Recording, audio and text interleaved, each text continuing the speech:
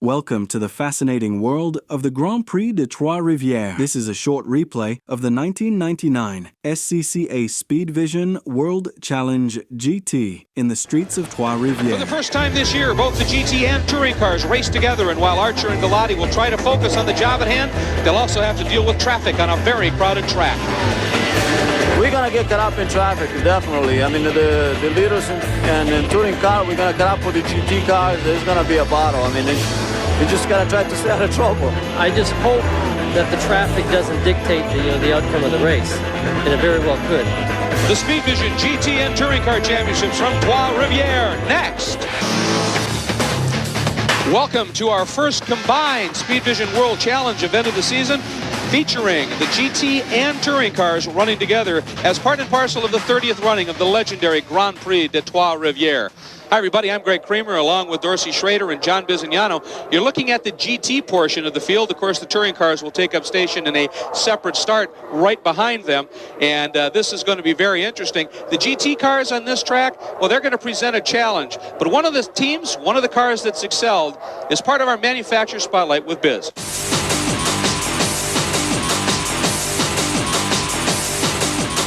Today in the spotlight is Peter Kitchak in his beautiful 911 RSR. Peter, let's get right to the heart of this car, the motor.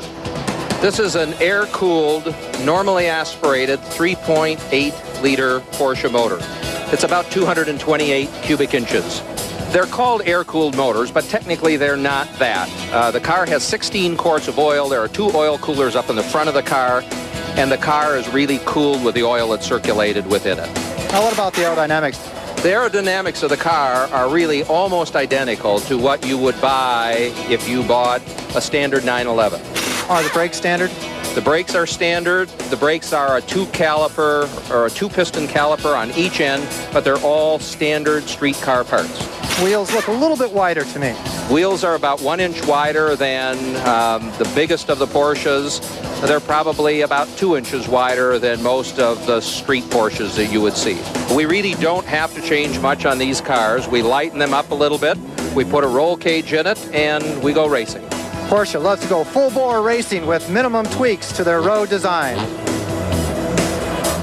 Sports car racing and Porsche, pretty synonymous, really.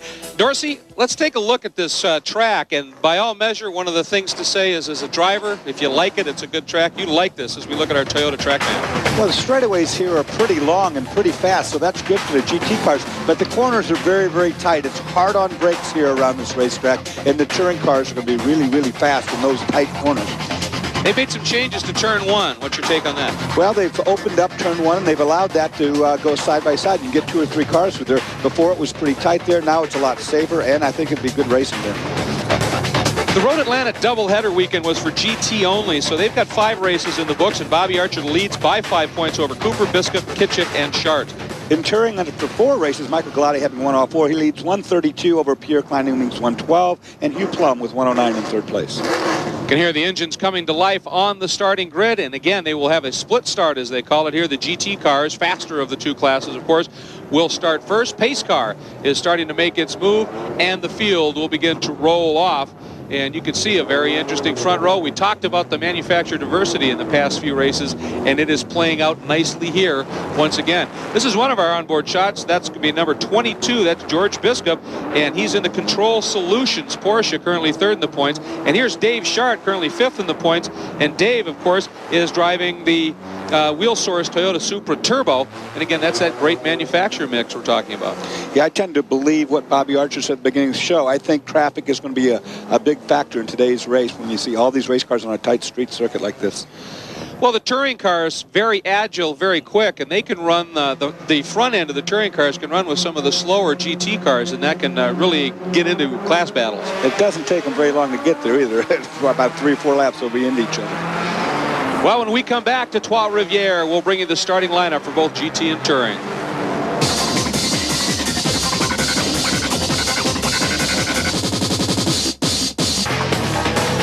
Welcome back to Trois-Rivières, and one of the major players in the GT division, even before we go green, is having problems. Well, Bill Cooper, who is second in the championship, his Corvette is in the pit lane. They are only running on 5 cylinders, but they want to get a couple points for just starting the event. He will go out after everyone has passed and try and keep it out there as long as possible.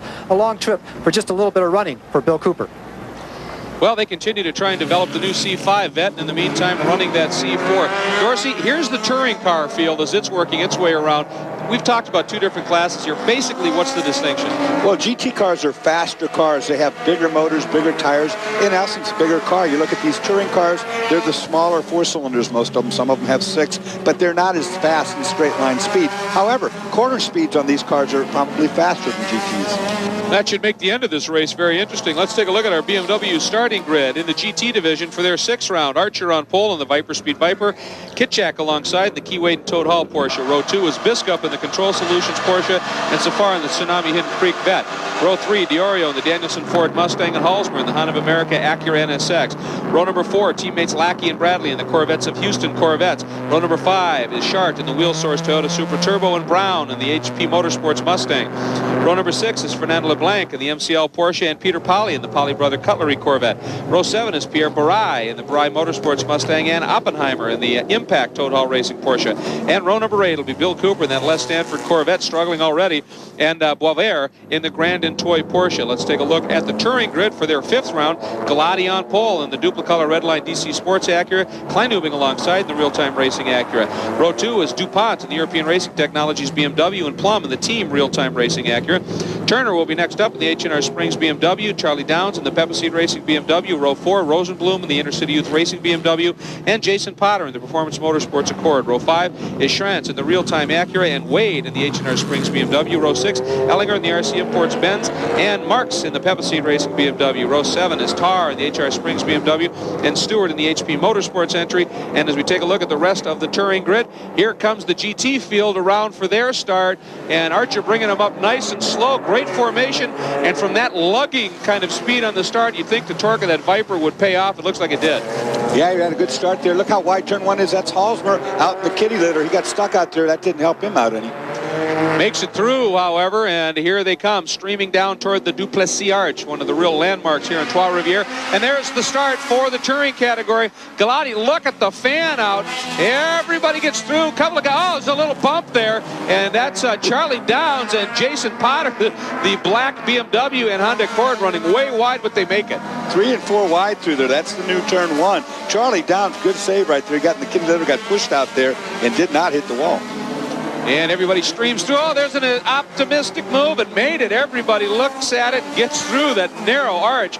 And now here's the longest, fastest section of track doors that comes up into the best braking and overtaking area. Uneven braking. Look at this. Oh, boy, good defensive move. Charlie Downs moves to the inside.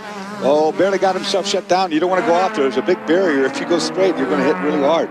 And coming out of turn 6, that's Galati and the white Acura, chased hard right now by Kleinubing.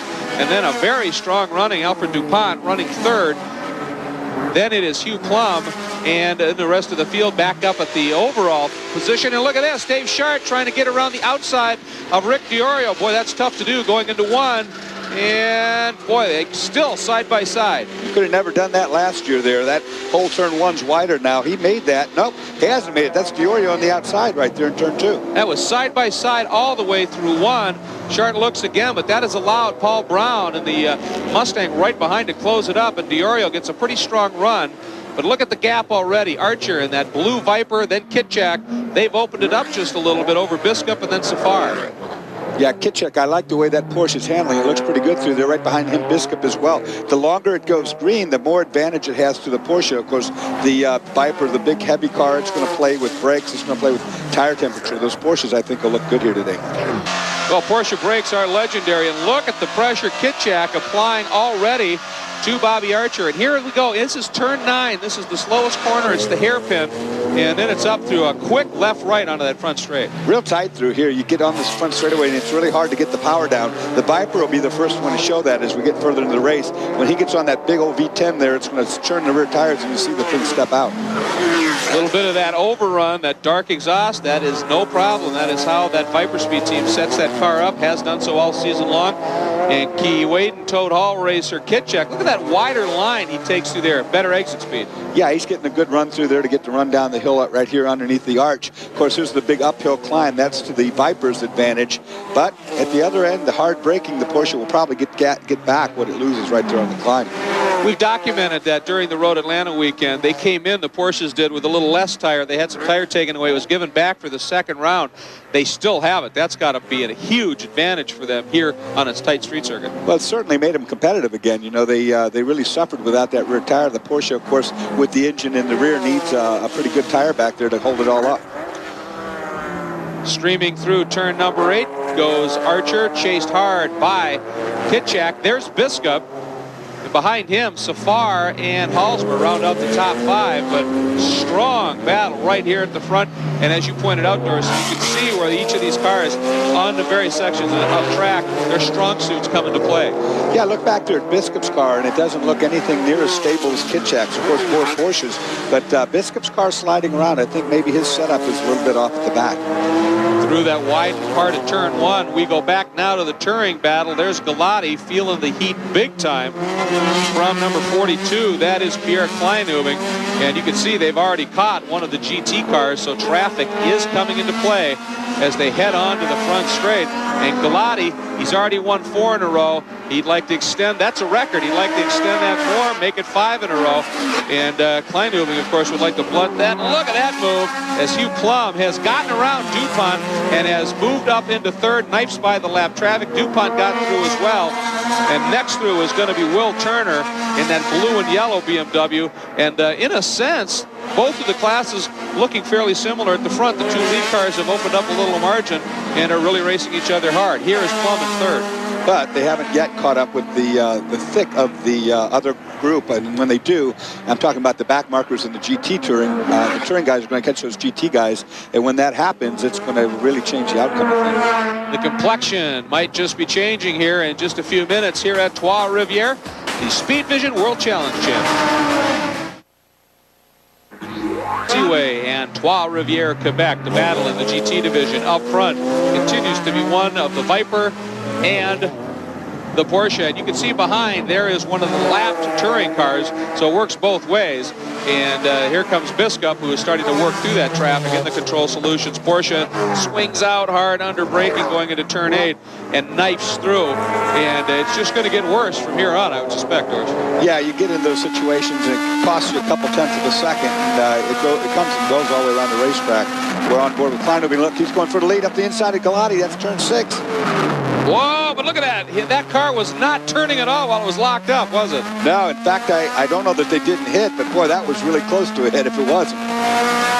That looked kind of like a last-minute decision maybe on Pierre's part. He realized he had a good run going. Well, you heard the motor quit. Means he locked up the front tires. It's a front-wheel drive car, of course, and you heard the motor stop. So he was all the way locked up there for just a minute. So Kleinubing moves to the front. Galati second. And not exactly losing him at all. Let's take a look at it from outboard here. Dorsey, you can see, boy, he came very aggressive move. Ooh. Look at the front wheels. You see, that was a real good job of braking. Kleinubing right there did a perfect modulation. He just locked up a little bit and let the thing roll, and it was a great pass.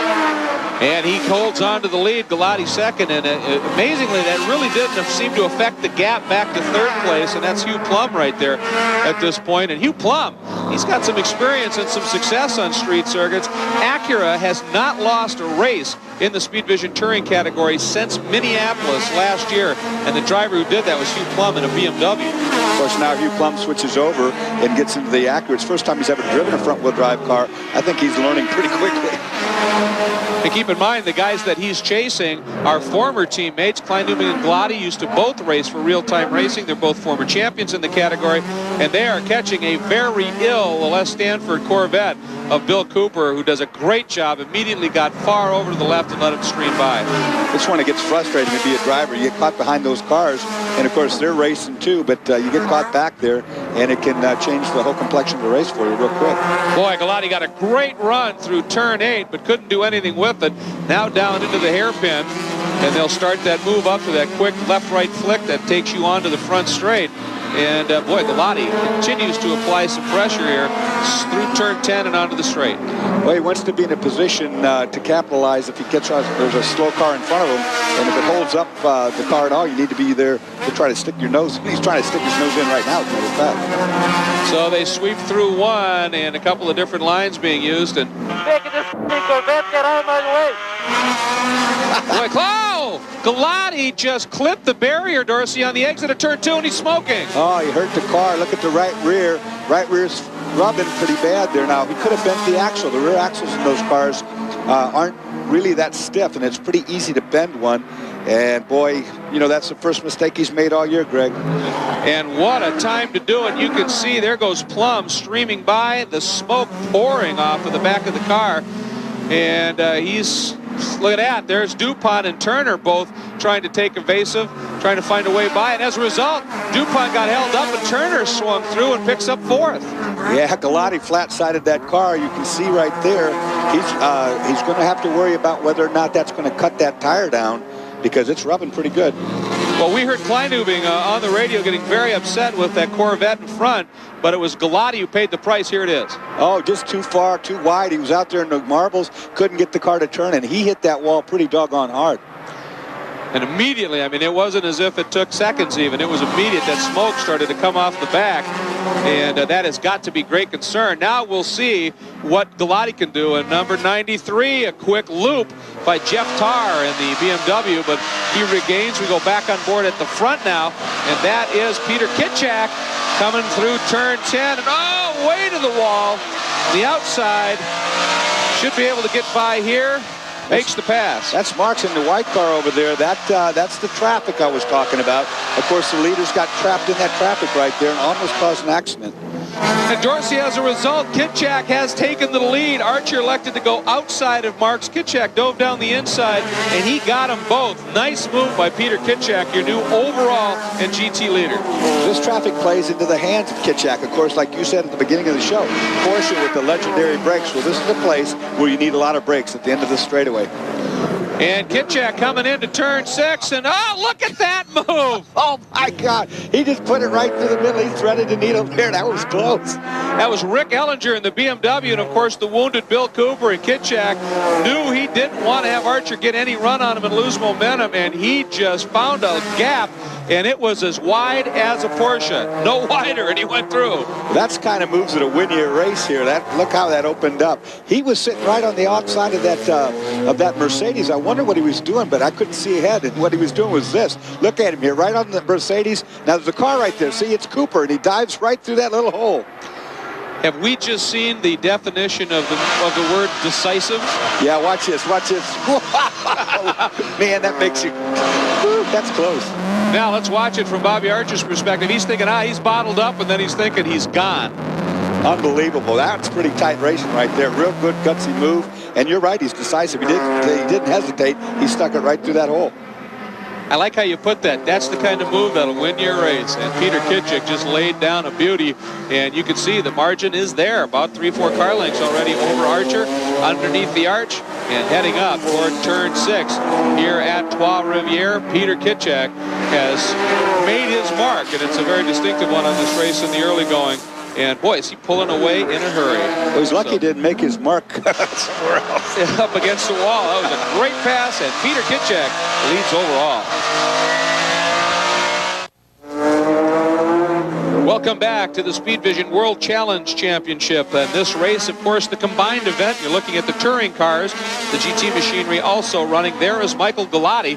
And Dorsey, the smoke has dissipated, so perhaps whatever it was that was in contact there, if it's the tire rubber has worn away, or I suppose a big bump on this track may have hit the fender and just bent it out, huh? Well, the tire will bend it out, too. If it stays there long enough, it doesn't cut the tire down, the tire will actually roll the fender back away from it, and I think that's what's happened. We don't see any smoke anymore, and that's a good news for Mike Galati, because, of course, if you had the tire blow, you could have another accident. And that, by the way, folks, I believe was Kleinubing sweeping by Fred Meyer, who's the 4th member of this real-time racing team. And they are putting Meyer a lap down. Hugh Plum is now ducking down the inside of Meyer.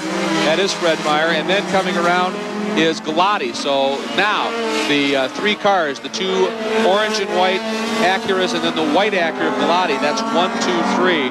And then Meyer a lap down. There are your three touring leaders. Well, Meyer had a pretty big accident qualifying, and that car was completely tore up as we came into the racetrack. So these guys did a good job just getting that back out there. He's a lap down, but probably the handling isn't what he'd like to be. You know, we've talked during the season, we've seen Kleinubing have a couple of incidents where parts of the car are no longer aligned very well, and he seems to have a real gift for being able to drive a car that's not working perfectly very well.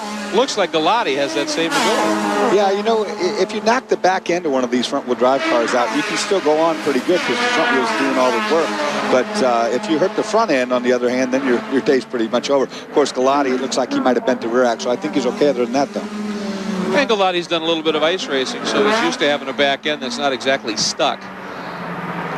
There is your leader, Kitchak, overall, and he has seriously opened up the margin over Archer. Oh! That's Archer and Charlie Downs. In the brake zone, and Archer hadn't cleared Downs' BMW. When he got on the brakes, the thing turned over, and they actually hit. It didn't turn over on its roof, but it turned into the side of it. Well, that's one of those situations you were talking about. The cars, the GT cars are faster, they carry a lot more speed, so they have to actually brake sooner, and the touring cars can brake later, and sometimes that's what happens. That's exactly what happened. The Viper had more speed on, and he thought he had him cleared. Watch right now. He thinks he's cleared. He pulls over. Well, the BMW had better brakes and drove in there. They made contact. Lucky they didn't get turned around backwards right there. And now Bobby Archer starts to try and make his way by Jason Potter and slides through. Potter driving the Honda Accord. And Bobby Archer makes that pass nicely, and Jason Potter giving him a lot of room, that Performance Motorsports machine. Pretty savvy young driver, bit of a revelation this season in the touring car class. Nobody really figured he'd be a factor, and he has been a contender in most of the races. Jason Potter doing a nice job working underneath the arch. There goes Archer putting a lap down on another of the vets, and boy, he is having a very strong run. His only problem is it's for second. Yeah, and you can't even see the leader right now. Peter Kitchak is really making time in traffic. And like I said earlier, that's something that the Porsche will do because of its good brakes. And also remember, the longer we go green, that the Viper tends to run off its brakes a little bit, run off its tires, and the Porsche seems to be pretty strong. You saw right back there, Biscup with a big slide. He's got Pete Halsmer all over him. Yeah, Halsmer has closed it up and is making that interesting. There goes Peter Polly in the Polly Brothers Cutlery entry slide. Where the hell Halsmer come from? Biscup must have looked in his mirror and had no clue he was there. I believe he came from Michigan, but he's right there behind you. Halsmer very close indeed, and here we are on board with Biscup, and he is probably paying a lot more attention to his mirrors at this stage of the race, as Halsmer putting on some immense pressure as they head down the front straight. There's more lap traffic in front. That could certainly play a role here as this battle between and number 93, Jeff Tarr, in the H&R Springs BMW is looped in turn 2. Yep, up at top of turn 2. Looks like he's back to the wall pretty good up there with the BMW. There's the rest of the field. There's Potter and Downs in their battle, and Halsmer looks to the inside, coming on, they touch! Contact. Oh, boy, they almost hit the bridge abutment. And Biscup gets stuffed into the tires. Halsmer continues. He just nudged the bridge abutment, but Biscup got hit and then got hooked up behind 45 Meyer, who was really caught up in that one just as everybody slid into him. Well, Meyer was already spun out there when they came around the corner. Biscup, of course, had nowhere to go. He locked up and went in there, and he's got pretty good damage, Greg, to the front end of the Porsche. You're looking at it right now. Whole spoiler's gone. Left front's crunched in pretty good. Nope, the steering's out. I'm done. In no business. Tried to pass me in the arch. Tough break. Biscup, as you can hear, he came in here third in the points, and that's going to go down seriously at this stage. There goes Diorio and the rest of the field going by. Dorsey, let's go back and take a look, and there goes Halsmer. Halsmer down the inside, not clear. They hit right there. Look at Biscup headed straight for the concrete wall. Good job missing that there, but he collects Meyer, and he puts him into the wall. Now he has nowhere to go and stepped into the tire barrier. And Dorsey, now let's take a look at it from on board. Why is he waving? He's waving to the guys behind him, let them know that there's a car crash in the wall up here, and you're going to see it. There it is right there. That was a warning for the guys behind him. But now look, Halsmer's to the inside of him down here. And there's the hit. Oh, that was close. As you said, once he spun Meyer after the contact with Halsmer, it literally trapped him up against Meyer. He had nowhere to go, and he's in the pits.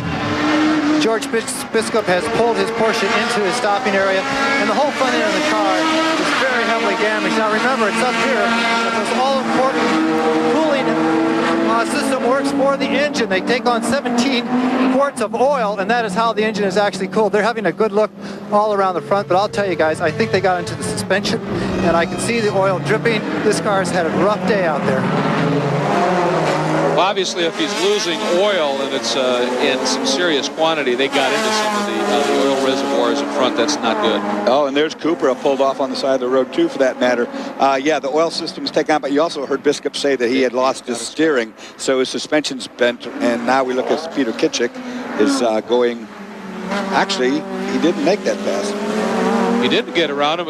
You know why? Because one of the real-time cars had pulled off, and they may have been under a yellow for that corner. And there it is, number 44, a very tough break for Kevin Schranz out of Boulder, Colorado, has pulled over and parked. And now they cleared that yellow, I think, is what happened. And now Kitchik easily makes the pass. Yeah, that's a good call for you, Greg, because that was a yellow right there. And, of course, if he had passed, there had been a penalty, so he didn't pass. So now Kitchik has relatively clear sailing in front. Not a lot of lap traffic for him to work through, and you can see he is stretching that margin out. Oh, we are full course yellow, and that may be for Schranz and Cooper, both of whom we have seen pulled off at various stages, and we're full course yellow. And so that big margin that Kitchik had built up over Archer is going to go away. There they are, moving Schranz back behind the wall, and we will step away for just a minute as well. The Trois-Rivières, where we continue now to circulate under caution due to Kevin Schranz and Bill Cooper's wounded cars on circuit, and they're trying to clear them off. And George Biskup is out of the car, and he's with Biz. George, before this race, you were sitting very relaxed in your garage area, all ready to go racing. You were very confident. Here you are in the pits. What happened? We were just going into the arch over there, and Pete Halsmer had no business going on the inside of me, and he just hit me from behind, and I hit the car in front of me, the touring car. But there's no reason for it. Obviously, Pete Halsmer's past his prime. You were second in the championship. This really hurts you on the points. Yeah, we're running second in the championship, and you know these guys are just out there just trying to get the car working, and we're going for the championship, and people get in the way. It's so stupid. Well, the heat of the moment, obviously, George Biskup very, very upset, but it did not look like a well-advised move. Well, it's not a place you would normally go down there. I've been passed down there before. It's pretty awkward, and this time it just didn't work. Well, and as a result, obviously, it has taken both Meyer and Biskup out of the race. Ironically, Pete Halsmer continues to circulate in the Acura NSX, as the field does under yellow. We'll be right back. Trois-Rivières, Quebec, Canada. We're looking at the back of the field, and you'll notice Pierre Kleinhubing is at the very back of the pack. We're going to go on board with him from just a minute ago in a replay. Listen to the audio. It'll explain what happened. Where's your boy, baby? Where's your boy? Baby, yeah! You can hear from the crew's reaction, that was manna from heaven for Pierre Kleinhubing. Dorsey, that's one of the nuances of multi-class racing. What just happened? Well, what happened was the overall leader, Peter Kitchik, had lapped both Galati and Q Plum and had not yet lapped Pierre Kleinhubing. And with that, he got up to the pace car. The pace car waves him around, and he gets a whole free lap. So now Pierre Kleinhubing is at the tail end, almost a full lap up on the full field of the touring cars. And that, unfortunately, is what can happen in these endurance races like this. But for everybody but him, it's a real bad deal because they're a lap down. But for him, well, he just got a gift. He got a big gift indeed, and that's what happens when the pace car comes out and picks up the leader and you're in front of the leader. Perhaps the most important part of all this is, unless some miracle were to occur, that would seem to spell an end to Michael Galati's remarkable streak of consecutive wins and the record in this championship that looks to be set and stopping at 4. Well, you're right there because, halfway through the race or so, and now you're a lap down, and the whole field is a lap down to just one car. All Pierre has to do is stay out there and stay out of trouble, and the likeliness of him being caught a full lap up is pretty slim. Pretty slim indeed, and of course it's not very likely that either Plum or Galati is going to be able to get around the overall GT leader. So that situation is just going to keep itself played out. There's no question of that. So really the battle now in Turing comes down to a battle for second. And the points championship's still important as well. So, I mean, Galati's got to still focus. Yeah, he's got to just put it behind him. I mean, there was nothing that he did wrong. He drove the race as good as he could be driving it. It was just bad luck on his part, and that a few plums as well. Let's take a look at our Sears race reset in the GT division. There have been two leaders. Archer from pole started off, but then Peter Kitchak with a great pass and then some awesome driving through traffic has led from that point on. And of course in the Touring division, it has been Pierre Kleindubing pretty much all the way, with the exception of Galati in the early going. Galati's contact, remember, with the wall is what really perhaps set up the situation that has just developed with the pace car. Well, now, like you said, it turns the whole race around. At least for the Touring guys, it turns around. They just now have to race for second place. And the pace car makes his move down into pit lane, and Kitchak is going to bring him around. There is Plum, there's Galati, then Archer. So the leaders in both of the classes make up the top four cars. It's just that it's Kitchak, and then 4 cars behind is Archer, and the 2 Touring leaders right in the middle.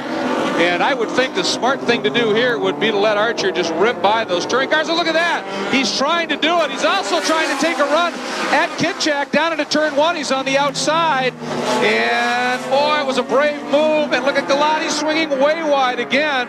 And Kitchak hangs on with Archer second. And, boy, they didn't make me look very good there. I thought they just let him go. But, of course, Galati wanted to get by Plum as quick as possible. Yeah, he wanted to get back into that second place position if he could. Oh, look at the Viper stepped out. Almost got in the wall. Archer too hard on the throttle. There's a big bump down there as you come out from under that corner, and it almost spun the car out. Getting a little greedy, recognizing that the way it's been going here for him, he needs to stay with Kitchak as much as possible. Look at onboard with Archer. Look at the start. Oh! Man, Galati moved over. He had no clue that Archer had that kind of a run. Watch this. Watch the back end. He hits the bump, throttle goes down hard, and he almost gets into the wall there. Boy, great save by Bobby Archer, a true master of car control. And he is doing everything within his power. And that, I believe, is Tar, Jeff Tar. He had the problem before. We saw him up there crashing in turn 2. Now he's around backwards, and that's in the brake zone at the end of the straightaway, which means I'm sure he had a spin and is backed in there. We'll see a replay. Here he is going backwards, and there he is backing in one more time. Not a good day. Boy, he was spun around well before the apex of that corner. Well, that just totally. Still do it. I have faith. You do too. We can do it. That was a conversation between Peter Kitchak and crew. Kitchak not happy with another yellow coming out, and his crew going, don't worry about it. You covered it once. We know you can do it again. Yeah, and of course he's talking about Archer right behind him, and the power and the torque of that V10 on the restarts is a bit concerning for the Porsche driver. Well, he certainly got a good run that time as he got around both of those Touring cars and almost was able to slide around Kitchak. I suppose Kitchak's a little concerned that he might come streaming up the inside into turn 1 and actually make one stick. Yeah, you don't want to have that happen. Well, we're out of brakes. I don't know what happened. Well, Bobby Archer concerned. We'll be back with the restart for Archer. Turn 1 is looming. Welcome back to Trois-Rivières, Quebec. The lights are out on the pace car, Dorsey. We're going to be going green, and Kitchak has got a brakeless Bobby Archer behind him with a lot of power going into turn 1. Well, Kitchak doesn't know about the brake problem, and I guarantee you that Archer's been pumping with his left foot trying to get a pedal back. We'll see if there's any brakes when he gets to turn 1. Well, Archer trying to keep it very close here as the pace car makes its move in. Kitchak, I would think, would like a little quicker start to not let that V10 use its lugging power. And, well, they come out of turn 9, and Kitchak really hits the binders. I think he wants to be able to get on the throttle, do the twisty bits here. And Archer's staying right with him. Right there. Let's see. Watch for it. Archer, there's the green. He goes way inside. Oh, and he kicks up a huge cloud. Now he goes outside on board with Dave Sharn. Oh, boy, how did he not get into Hallsmer? He almost hit Hallsmer. They were all in gray. Look at here. They're still in the gray. Boy, 3 abreast to the exit of 1. Now into turn 2. There's Kitchak. There is Archer. Then a couple of the Touring machines. There's Hallsmer now up to 3rd. Safara right behind him. Oh, we've had an accident down here. That's Shark. And Galati. And Galati in a BMW. Oh, that's in turn 2. all of them get gathered up, and Chart was running 5th in GT at the time. Galati was running in the top 5 in touring. They both have dropped well back. Well, that was turn 2, and it stacked up pretty good on him there, that's for sure. Chart now tries to come back. Let's go on board from Chart. He tries inside of Halsmer right here. Oh, he got hit. Chart got hit by somebody. Well, wonder who it was. Tommy Safar just slid through. There comes some of the rest of the field. What was Galati trying to do? I had that corner, it was mine. Well, apparently it was Galati, and it was a solid enough hit that it spun that Toyota around pretty comprehensively. It explains who it was, all right. I guess Galati, who was running 3rd in touring, misjudged the corner. Oh, those 6 Porsches up into the barrier there. Boy, Eric Boisvert getting off. That's turn number 8, right at the exit of 8, and up against the barrier on the outside of the track. I think he's hit that. That's concrete over there. He's missed the tire wall. Let's see what happened here. There he comes, and he's a little loose. It's going to hook. It's going to hook back to the right real hard, and he's locked it down too late, and bam. Yeah, he's into the concrete. It wasn't as hard a hit as it may have looked in the first time, but that is enough, and it does bring out a full course yellow once again here at Trois-Rivières, and Peter Kitchak keeps surviving these restarts and then has to do it all over again. We'll be back. Trois-Rivières, the pace car is heading into the pits. We are about to go back to green, and once again, Peter Kitchak is going to have to fend off Archer going into 1. Be sharp, be on your toes, and drop the hammer when it's done. Your race has been short. You got 3 laps to go. 4.5 minutes left after you get the green. So you hear the communication. Dave Moore talking to his driver, Kitchak, and Bobby Archer's crew telling him about the short race distance. There is the green, and this is the opportunity for Archer. He gets in fast. He gets in hot on the outside. Kitchak protects, and Kitchak holds on. Ooh, both those cars broke loose coming out of turn 1. Left big skid marks on the pavement, so the tires aren't up to temp yet. Look at Halsmer. Halsmer right there. He has driven a very quiet race except for the contre-temps with Biskup, but right there he comes out of that. That's a corner where he should really get through it well, and the 2 lead cars are gone, and Archer trying the outside. Biskup protects. Biskup now under braking. That car excels there, and he comfortably is able to get back and take the quick line, which is key getting out of here. Archer looked to the inside first. Biskup didn't have any of that. I'm sorry, it wasn't Biskup, it was Kitchak, but he had none of that. He moved right over in front of him and then used the Porsche's big brakes, which will help right down here, too. Kitchak, Archer right there, then Halsmer, then Thomas Safar. A great run for him, and another very strong performance by Rick Diorio. We saw him excel in Lime Rock until mechanical problems hurt him, but Pete Halsmer right now, right in the thick of things. There's Kitchak, Archer, as they slide through turn 10. There's the Acura NSX of Pete Halsmer. Only a couple laps to go right now. Look at Kitchak, really got the Porsche flying right now. Halsmer, of course, if he knew that Archer had brake problems, would really be hounding him at the end of the straightaway. Through turn 1 and down into turn 2. They sweep through here and then underneath the arch. Pretty good braking here.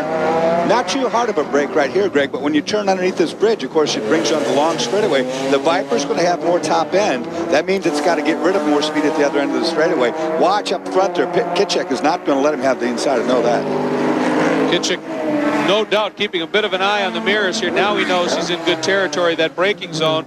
And Archer, for not having any brakes, is pretty impressive under braking. Well, the cautions have helped him out a lot. It's given him time to cool the brakes down and use his foot to pump the pedal back up again. So I think for at least a few laps, he'll be okay. And, of course, we're only looking at probably the white flag this lap. So the shortened race, a godsend for Bobby Archer. There is Pierre Kleinubing, who, of course, has that huge margin in the touring category, almost up by a lap over the rest of the field. And he's enjoying that. Mike Galati, after that contact with Chart, by the way, had dropped to well out of the top 5. So points a real issue here. We have some good battling in this touring division. Well, Kleinubing, of course, look, taking no chances. All those cars in front of him, he's not racing any of them. All he's got to do now is just stay out of trouble for another lap, and he's got this in the bag. A faster GT car comes up, give him room, let him through. And obviously, if he can, keep the pace up at the same time. So Kleinubing, boy, that BMW that just went through that white one has been sideways in a couple of corners and continues. There's a good look at Kleinubing. And down into the pits here is number 12. That's Pierre Barai. one of the local favorites, and that looks like a terminal problem done for the day. Yeah, he's pulling that thing behind the barrier, so his day's over for sure. This is looking out at 2, exit 2, headed down into the arch turn. That was a huge move we just saw by Mike Galati. He just went underneath Jason Potter, the previous corner, and it's moved back into the top 5. So Mike Galati, with a wounded car, is absolutely flying. Of course, this is all for points from Galati. Look at that Corvette, almost didn't get stuck, and didn't get stopped, and almost got in the tire barrier there. That was Kelly Bradley getting a little loose, and as you said, almost didn't get stopped and almost got stuck. There's a look at Potter again, who just lost that position to an absolutely determined Galati. There's the white flag. White flag out. Peter Kitchak in the Kuwait Toad Hall Porsche needs to hang on for one more lap. And the longer it goes here, even though in this last lap, really has to play into his hands, because one would suspect Archer's brakes have to be fading more and more and more each corner. And the tires. I just saw the Viper do a big power slide off that corner. Watch here. He doesn't get it hooked up totally, but it wasn't that bad there. The Porsche still looks very, very good as far as ability to get off those corners. So there are your 2 overall race leaders, and you can see they've distanced themselves once again from Halsmer there, just at the back of the frame. That's the margin they have opened up, so it really has been these 2 from the get-go. There was the big power slide by the Viper. You saw it that time as he couldn't get the power down. Now, there's no real good passing opportunities all the way down through here. Of course, it gets to the tightest 2 or 3 corners leading onto the front straightaway. This next little sequence right here. Archer would have to come from a long way back to make any kind of an attempt anyway, although he has closed it up a little bit last time through the hairpin, turn 9. Nice wide exit. The crew getting ready and watching for their driver coming through turn 10. And there it is, Peter Kitchak onto the front straight, leading Archer across, and that is Peter Kitchak's 2nd win of the year. All right! I think they are pretty pleased, and boy, they sure should be. There's Halsmer for 3rd, and right back there you can see Tommy Safar coming around, going to pick up a very strong finish in 4th.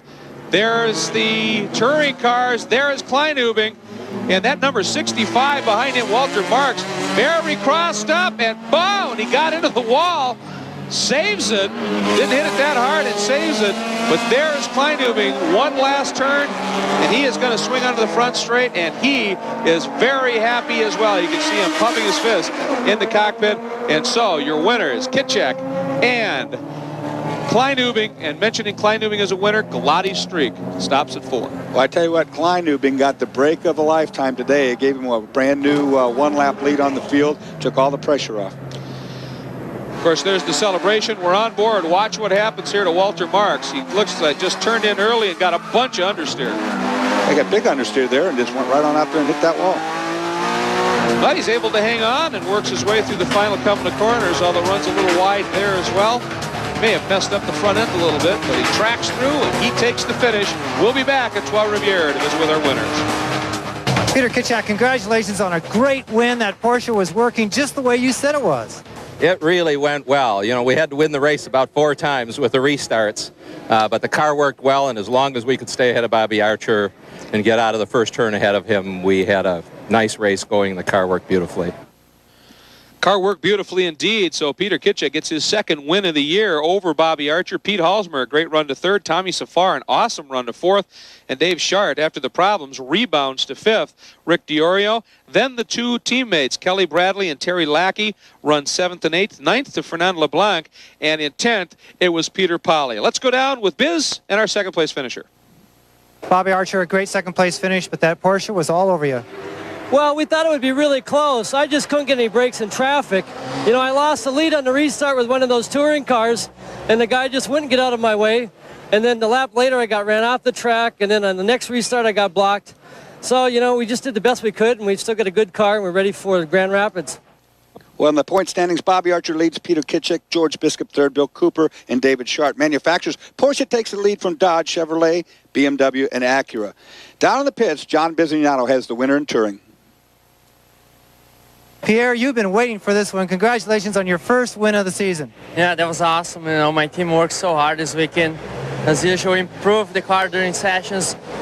We improved the car almost a second from the first session to the qualifying, and we improved even more after qualifying. And the car was awesome to the race. I passed Michael, I think by the 4th lap, and just started pulling away. And I got a big break to the yellow flag. When the yellow came came, I got a lap on the field, and Real Time did it again. It's an awesome team. It was about time. Well, Real-Time Racing's preparation never in doubt. You add in the luck of the draw with the pace car and a huge win for Pierre Kleinubing. A 1-2 finish with Hugh Plum in second. Charlie Downs a great run to third. Mike Galati, what a comeback to fourth, salvaging some points. Jason Potter, youngster, continues to impress. Ellinger, Wade, Marks, Stewart, and Trahan round out the top 10. And back down in pit lane, John Bizignano has found Mike Galati. The second restart, I mean, this guy's, they parking in the front straightaway. Here we go. We got 180 horsepower, 200 horsepower against 600 horsepower cars. They don't want us to stay in line. I mean, that's outrageous. I mean, that's the worst start I have seen. So we go down in turn one. I got a Corvette on the left, a Toyota Supra on the right. I'm in the middle. We go through one, we go through two. All of a sudden, they both want what I was. They want the Toyota and the Corvette. They wanted a piece of real estate. So they turned both like this. I had no place to go. That's what happened when the two cars are running together. Well, in the point standings, Michael Galati leads Pierre Kleinubing. Hugh Plum is third, Alfred DuPont fourth, and Brian Wade top five. In manufacturers, all Acura, BMW in second, Honda's third, and Mercedes-Benz fourth. Absolutely, Doris, a great weekend of racing here. We want Like and follow for more.